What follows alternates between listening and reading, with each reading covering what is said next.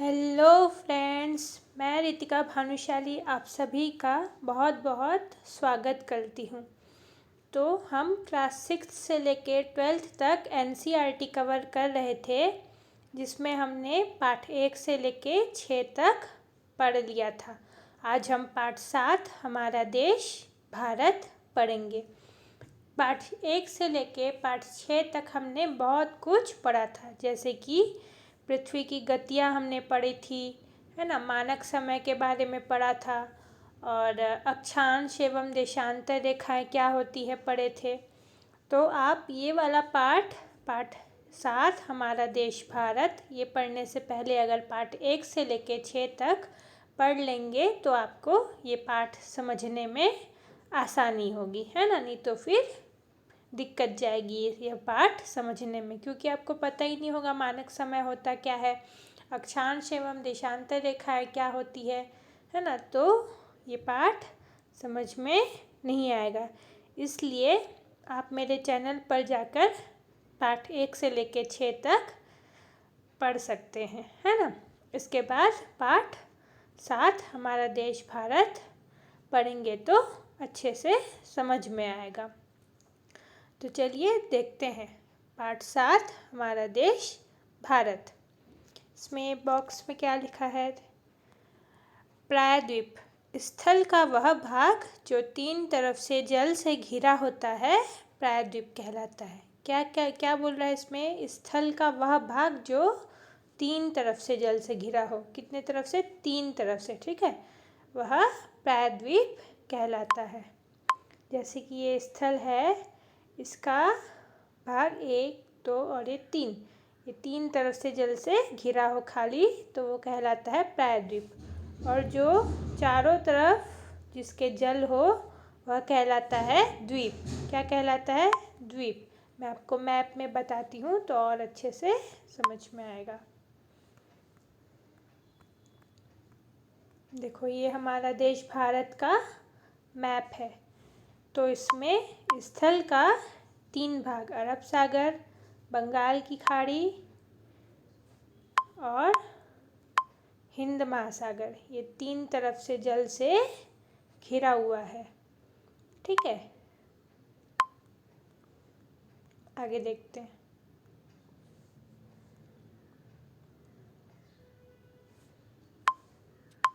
क्या लिखा है इसमें? भारत एक बहुत बड़े भौगोलिक विस्तार वाला देश है। हाँ भाई, वो तो है। उत्तर में यह हिमालय के ऊंचे शिखरों से घिरा है, पश्चिम में अरब सागर, पूर्व में बंगाल की खाड़ी और दक्षिण में हिंद महासागर भारतीय प्रायद्वीप के तटों पर लहराते हैं। मैप में देखते हैं। देखो,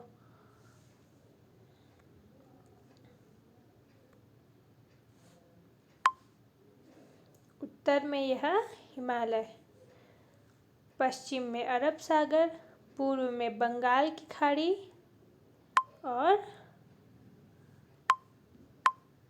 दक्षिण में हिंद महासागर, ठीक है। हमारा देश में बहुत विविधता है ना। यहाँ पर आपको समुद्र भी मिल जाएगा, ठीक है। यहाँ पे आपको पहाड़ियाँ भी मिल जाएगी, है ना। यहाँ पर आपको सभी मौसम दिखेंगे। जैसे कि अमेरिका जैसे देशों में जाओ तो वहाँ पे ठंडी अधिक पड़ती है ना, पर यहाँ पर आप गर्मी का मज़ा ले सकते हैं, बरसात का मज़ा ले सकते हैं, है ना, ठंड का मज़ा ले सकते हैं। तो हमारे देश भारत में विविधता है। भारत का क्षेत्रफल 32.8 लाख वर्ग किलोमीटर है। उत्तर में कश्मीर से लेकर दक्षिण में कन्याकुमारी तक इसका विस्तार लगभग 3200 किलोमीटर है। उत्तर में कहाँ से? कश्मीर से लेकर दक्षिण में कन्याकुमारी तक बोल रहा है, ये ध्यान दीजिएगा। अंडमान निकोबार तक ये नहीं जा रहा, कहाँ तक? कन्याकुमारी तक। जैसे कि मान लो एक रफ डायग्राम है, तो इसमें उत्तर से कश्मीर से लेके दक्षिण में कन्याकुमारी तक कितना है विस्तार? 3200 किलोमीटर। कितना है? 3200 किलोमीटर। और पूर्व में अरुणाचल प्रदेश से लेकर पश्चिम में कच्छ तक इसका विस्तार है 2900 किलोमीटर। मतलब उत्तर से दक्षिण की ओर अधिक है। कितना है? 3200। और पूर्व से पश्चिम की ओर 2900 है किलोमीटर। यहाँ पर उत्तर से दक्षिण के मुकाबले कम है। याद रखिएगा, ये पूछ लेता है कि उत्तर से दक्षिण की ओर कितना विस्तार है और पूर्व से पश्चिम की ओर कितना विस्तार है ना।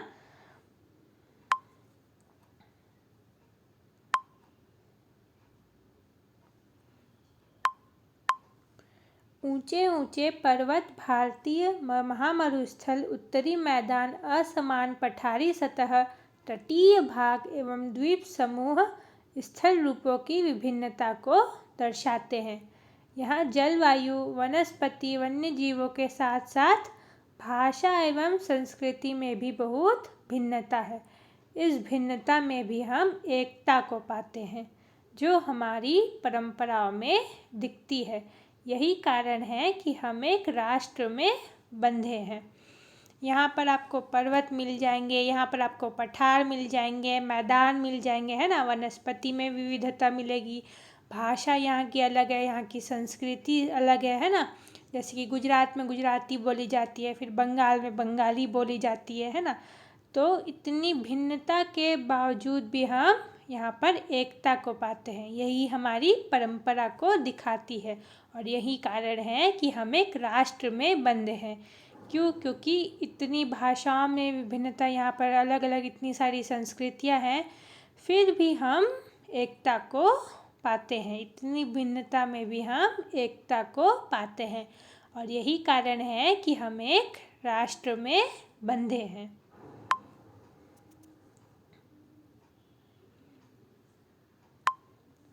वर्ष 2011 से अब तक भारत की आबादी 120 करोड़ से अधिक हो चुकी है।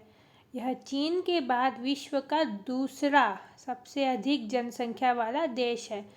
अभी तो अनुमान लगाया गया था कि 2025 तक हम चीन को भी पीछे छोड़ेंगे। हमारी आबादी चीन से भी ज़्यादा होगी, हम पहले नंबर पर आ जाएंगे। ये खुश होने वाली बात नहीं है ना, ये हम कोई तरक्की नहीं कर रहे। इससे बहुत मुश्किल हो सकती है ना। आप खुद ही सोचो, अगर आपके 2 बच्चे रहेंगे तो उनका पालन पोषण आप अच्छे से कर पाओगे, उन पर ध्यान दे पाओगे। ये कि आपके 11 15 बच्चे हो जाएंगे, उनका आप फिर लालन पालन उतने अच्छे से नहीं कर पाएंगे, उतने अच्छे से उन पर ध्यान नहीं दे पाएंगे, है ना। पूरा जीवन फिर उसी में निकल जाएगा, है ना। तो 2 बच्चे रहेंगे तो उनका लालन पालन अच्छे से हो पाएगा, उन्हें हम ढाल पाएंगे, है ना, उन पर अच्छे से ध्यान दे पाएंगे। इसलिए जनसंख्या पर नियंत्रण पाना बहुत अधिक ज़रूरी है। देखिए आगे क्या लिखा, देखते हैं। स्थिति। अब हम जो गोलार्ध है, जो ग्लोब है, उसमें भारत की स्थिति क्या है, मतलब पृथ्वी में भारत की स्थिति क्या है, वो समझाने का इसमें प्रयास किया है। भारत उत्तरी गोलार्ध में स्थित है। भारत कहाँ स्थित है? उत्तरी गोलार्ध में। ये जैसे ग्लोब है तो ये उत्तर और ये दक्षिण, और भारत कहाँ स्थित है? उत्तरी गोलार्ध में। यहाँ से कर्क रेखा गुजरती है, ये विषुवत 0 डिग्री, और यहाँ पर ये मकर रेखा गुजरती है। ठीक है, इसमें क्या लिखा है? कर्क रेखा 23 डिग्री 30 मिनट। ये जो है इसको मिनट पढ़ते हैं, ठीक है। 30 मिनट उत्तर देश के लगभग मध्य भाग से गुजरती है। मतलब यहाँ पर हमारा देश है, इसके मध्य भाग से कर्क रेखा गुजरती है। ठीक है। दक्षिण से उत्तर की ओर भारत की मुख्य भूमि का विस्तार 8 डिग्री 4 मिनट उत्तर तथा 36 डिग्री 6 मिनट उत्तर अक्षांशों के बीच है। मतलब इसमें ये बता रहा है कि किस अक्षांश पर हमारा भारत स्थित है। तो दक्षिण से उत्तर की ओर, उत्तरी गोलार्ध में दक्षिण से उत्तर की ओर 8 डिग्री 4 मिनट।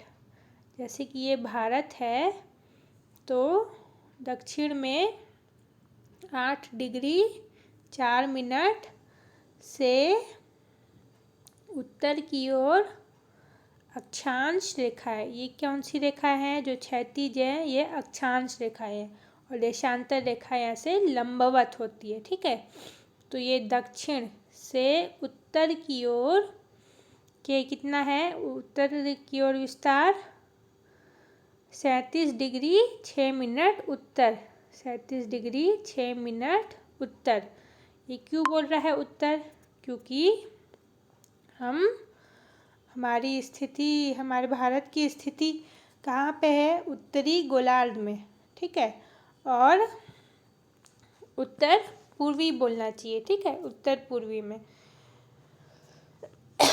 पश्चिम से लेकर पूर्व तक भारत का विस्तार 68 डिग्री 7 मिनट पूर्व तथा 97 डिग्री 25 मिनट पूर्व देशांतरों के बीच है। मतलब जैसे भारत है तो इसमें जो है देशांतर रेखाएं हैं वो 68 डिग्री, यहाँ पर 68 डिग्री 7 मिनट। ठीक है, पूर्व। ये कौन सी देशांतर रेखा है? पूर्व की से लेके 97 डिग्री 25 मिनट पूर्व। ठीक है, देशांतरों के बीच स्थित है। ये आपको याद रखना पड़ेगा। अगर हम विश्व को पूर्वी एवं पश्चिमी गोलार्ध में बांटते हैं तो भारत की स्थिति किस गोलार्ध में होगी? तो भारत की स्थिति उत्तर पूर्व गोलार्ध में होगी। ठीक है, बहुत बड़े देशांतरी विस्तार लगभग 29 डिग्री के कारण यहाँ के दो छोर पर स्थित स्थानों के स्थानीय समय में बहुत अधिक अंतर हो सकता था। इस तरह की दूरी पर स्थित दो स्थानों के बीच समय का अंतर लगभग 2 घंटे का होगा। जैसे कि ये आपको मैं पिछले पाठ में भी हम मानक समय जिस पाठ में पढ़े थे उसमें मैं आपको बताई थी कि हमारी पृथ्वी पश्चिम से पूर्व की ओर घूमती है, ऐसे घूमती है। ठीक है, ये पश्चिम और ये पूर्व, तो पश्चिम से पूर्व की ओर घूमती है।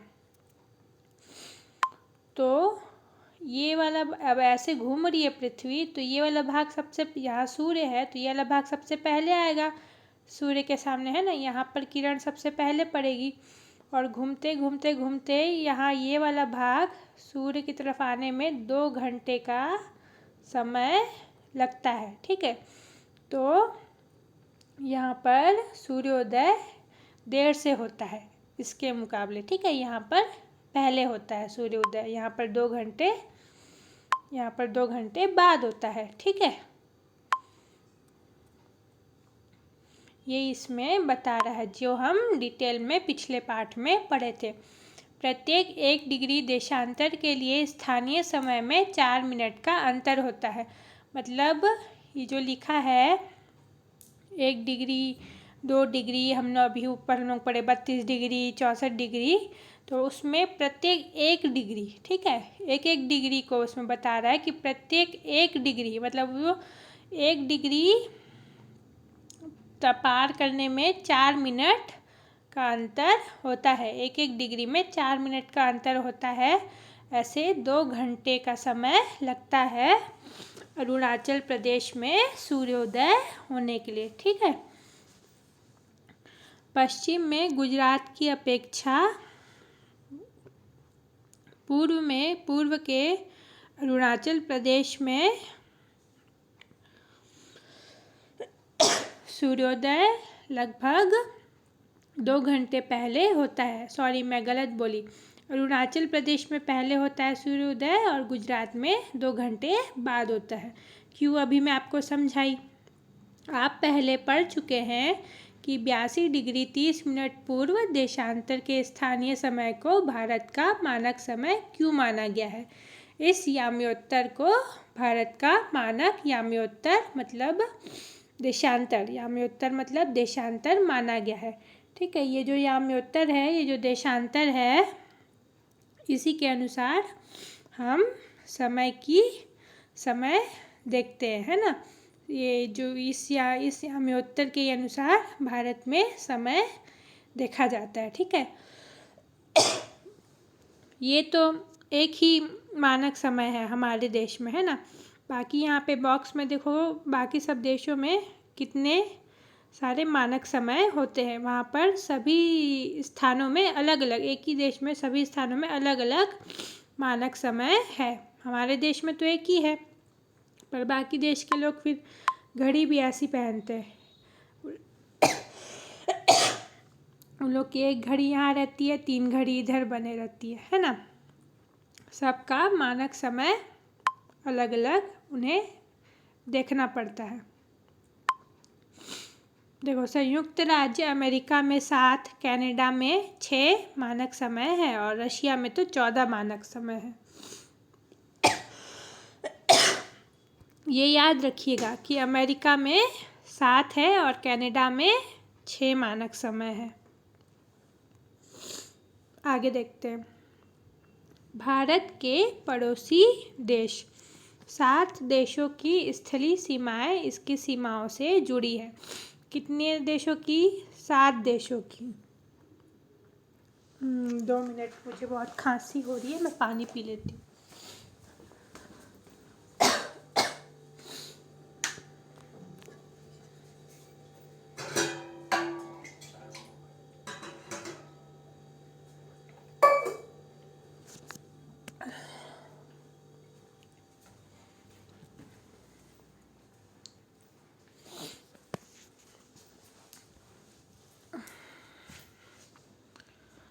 सात देशों की स्थलीय सीमाएं भारत की सीमाओं से जुड़ी हुई है।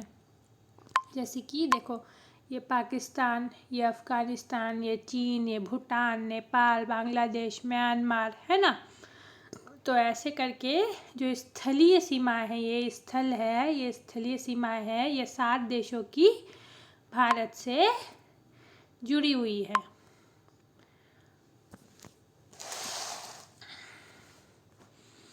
इसमें एक और बता दूँ आपको कि ये जो लास्ट पॉइंट है, इसे कहते हैं इंदिरा पोल। क्या कहते हैं?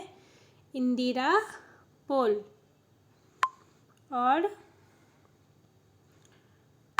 यहाँ का लास्ट पॉइंट इसे नहीं मानते हैं ना, कन्याकुमारी को नहीं मानते।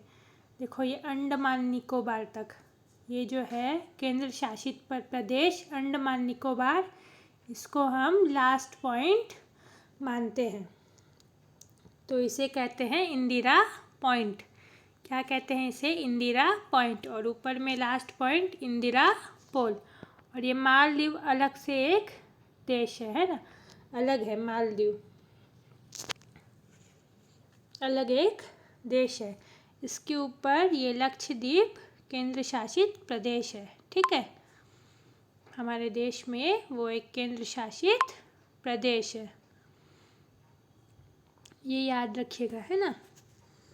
और भारत और चीन की सीमा रेखा को क्या बोलते हैं? मैकमोहन। ये आपके लेसन में नहीं दिया है, मैं आपकी जानकारी के लिए बता रही हूँ। ये 6th क्लास का हम पढ़ रहे हैं ना, तो उसी के अनुसार इसमें जानकारी दी हुई है। भारत और चीन की रेखा को क्या बोलते हैं? मैकमोहन। सीमा रेखा को मैकमोहन रेखा।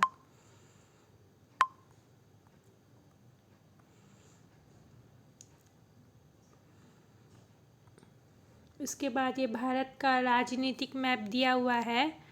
इसमें आपको सभी राज्यों की राजधानी आपको याद रखनी पड़ेगी। जैसे कि उत्तर प्रदेश का क्या है? लखनऊ।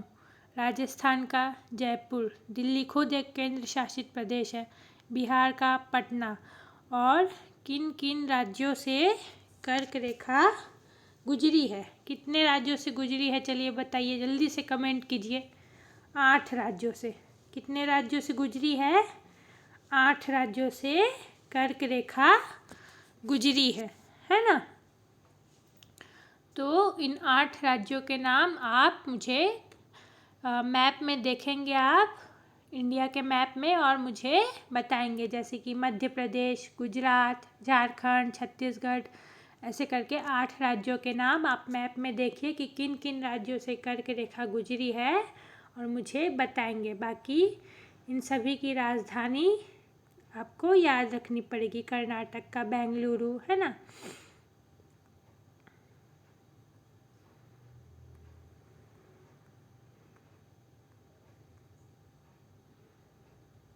इनमें से कौन कौन से देश हैं जिनकी सीमाएं समुद्र से नहीं जुड़ी हैं? ये आपको वर्ल्ड मैप में देखना पड़ेगा। यही तो मज़ा है जियोग्राफी पढ़ने का, है ना, कि कौन कौन सी सीमाएं समुद्र से नहीं जुड़ी है। ऐसे कौन कौन से देश है? भारत की तो सीमा समुद्र से जुड़ी है, पर ऐसे कौन कौन से देश है जिसकी सीमाएं समुद्र से नहीं जुड़ी है? ऐसे देश को आप वर्ल्ड मैप में देखिए और कमेंट करिए। आपका ये होमवर्क है, ठीक है।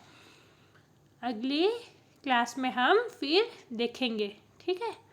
दक्षिण में समुद्र में स्थित 2 द्वीप श्रीलंका तथा मालदीव हमारे पड़ोसी है।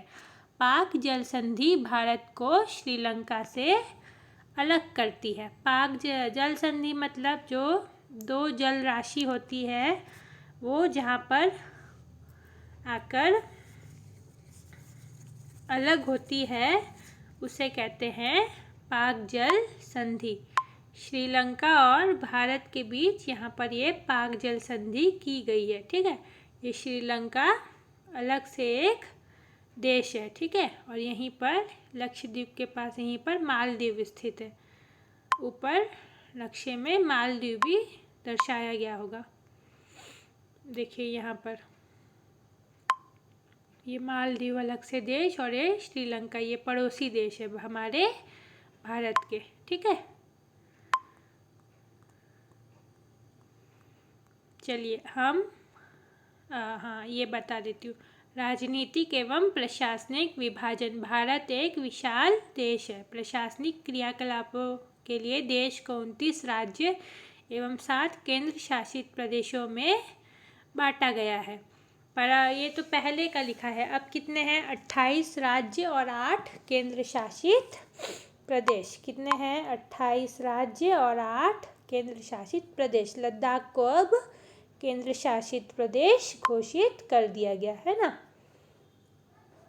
ये पुराना वाला दिया हुआ है, पहले 29 राज्य थे।